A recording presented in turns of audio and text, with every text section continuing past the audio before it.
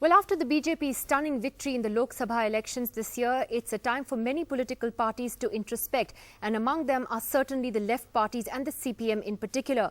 From having more than 60 seats in parliament about 10 years ago and considerable political influence on the national scale, today the CPM has less than 10 seats in parliament and its vote share has considerably gone down in its traditional strongholds like West Bengal. What is the road ahead for the left parties and how can they stay relevant? Joining us on Left, Right and Centre tonight is senior CPM leader Sitaram Yechury. Mr. Yechury, great to have you on the program tonight. Let me get straight to it. What do you think has gone wrong for the left in the country? I just read out some statistics which would be a cause of concern, certainly to you as well, about how the seats have gone down, how the vote share has gone down. What, according to you, has been the principal reason for this? I mean, this is, of course, it's of concern to us, and this is precisely the issue that we are discussing and introspecting within the party. You see, we had decided some years ago that there should be a growth in the independent strength and activities of the party. That has not happened. And why that has not happened is the issue that we are currently engaged with. And therefore, we think definitely by the time our 21st Party Congress comes, that will be in April 2015, we'd be able to work out a unified understanding in the party and tackle the current obstacles as we see them in order to overcome the situation and to re-emerge as an important political force. You know, recently at the party's Central Committee meeting, it's understood that you actually took a very different line from Mr. Prakash Karat on the reasons why the CPM has seen such a terrible performance in the Lok Sabha elections. Can you share, some of those concerns that you had? Because it's understood that, you believe that the problem really hasn't been with the tactics adopted of having a non-Congress, non-BJP front, but the problem has been the leadership and the implementation. You see, the question is that if you're examining an issue of this nature, of trying to examine why for over a decade our party strength has not really grown to the extent that we had wanted it to grow, then there'll be many aspects that will come in for discussion. And it's only natural in a party with a vibrant inner party democracy like ours that various opinions come. And this is not the first time that this is happening in our party. This has happened in the past. It shall hopefully happen in the future also, because that is the life of the party. Now, what is a position that I have taken or somebody else has taken, that is something that only my committees and my party would know. And beyond that, nobody would know, because the principle on which we operate is that while we have, even if we have differences within the party, they will be discussed, debated thoroughly, and then we come to a unified understanding. So you do admit to those differences in the party on the reasons for the loss? No, I won't call them differences. I mean, there would be different perceptions, different opinions, different ways of tackling the same issue, the same problems, and which is only natural. I'm sure it's there in every other party, but I mean, they do not enjoy that sort of an inner party democratic structures that we do. So it's not really that, I mean, as though you'd have to portray it as a great difference, but it is an issue in which certain issues are being debated. And once the debate is over, which it will be, we'll come to a unified understanding. But political watchers, Mr. Yechury, believe that there are actually very serious differences between you and Mr. Prakash Karat on analyzing the reasons for the party's decline.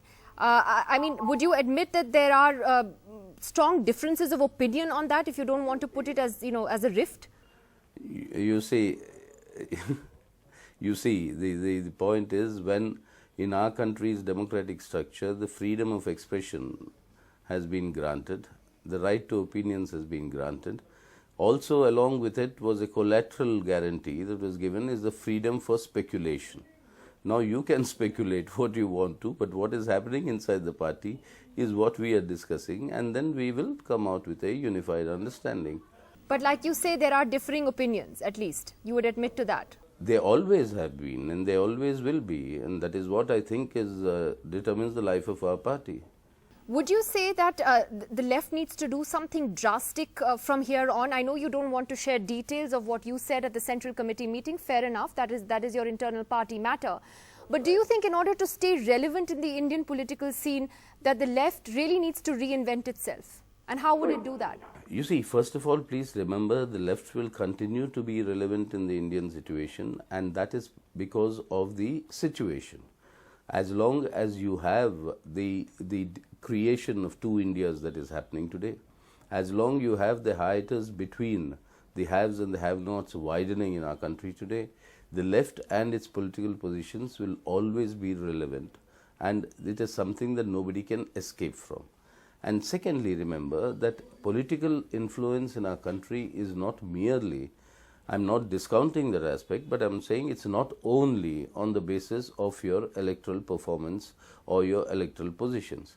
That of course is important, but there is also another very important factor, and that is that the ability to set the agenda through the people's movements and people's struggles.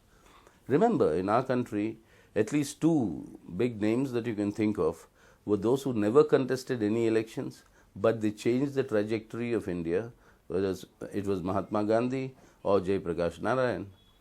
Now, it is not that they were into electoral politics, but they nevertheless set a new agenda for the country, and the rest of the politics had to follow. See, actually, you have a point. You have a point there, but I think the point is that even in terms of setting the agenda, if you look at a place like West Bengal, which has been such a big left stronghold, you know, there seems to be a sense that the party unit there is floundering, it's not energetic enough, that there's a vacuum that's been created, which the BJP is now filling in West Bengal. I'm sure that's something that you are watching with concern. Absolutely, absolutely. We are not merely watching with concern, but we are taking measures to ensure that we are able to apply the correctives which we have discussed and which we are applying, and it is a very serious situation for us in Bengal. And please remember, in Bengal, the serious situation has also come about because of the violence that has been accompanying the political process in Bengal, the politics of terror. I mean, this is not new to Bengal. Unfortunately and fortunately, it is happening only after a lapse of 4 decades or so. Bengal has gone through this in the decade of the 70s. It fought against it, restored, had a left front rule there for 34 years. And we are going through a similar process where, please understand, hundreds and hundreds of our party's cadre have been murdered during this process. Thousands, hundreds of thousands, in fact, have been forced to leave their places of residence, and they cannot live in their normal places, and therefore doing normal activity is very constrained. And even within these limitations, it is being done, and I'm sure the situation will turn around. And what you're saying is absolutely correct. The disenchantment with the Trinamool Congress government, which is growing by the day, I mean, that is finding expression in a support to the BJP, which normally would never have happened if the left was in the position that it always was. I think it's important that you admit that. And let me though ask you that, do you believe that, still believe at the very core, that the left's original objective to form a non-Congress, non-BJP front, that it's still doable? You see, the left's original conception has always been and will always be what we call the left democratic front. Now, this is a front not merely of political parties, but basically a front of various sections of the working people. Yes, there are problems in forging this front, and that is what we are grappling with, that we have always talked about a worker-peasant alliance. But you have today a very different situation thanks to these reforms in the working class itself. Its composition has drastically changed in our country. Unfortunately, that is not meriting the attention that it should. The organized component of India's working class is now less than 7%. Everyone is now being turned into a contract laborer, a casual laborer, a temporary laborer, etc.